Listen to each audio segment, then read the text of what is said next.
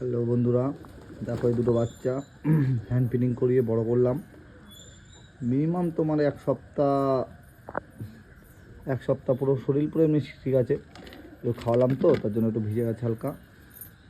বাচ্চারা দেখো বড় হয়ে গেছে পুরো। মিনিমাম এক সপ্তাহ বেবি হলে সবচেয়ে সুবিধা হয়। তোমরা চেষ্টা করো এক সপ্তাহই, কেন ছোটো থাকলে একটু আমরা তো পারবো না, এত ছোটোতে আমি পারি না, এবার অন্য মানুষ পারলে পারতে পারে তাদের, সেটা আমার জানা নেই। মিনিমাম এক সপ্তাহ হলে হ্যান্ড ফিডিং করে বেবিগুলো এত বড় হতে পারে।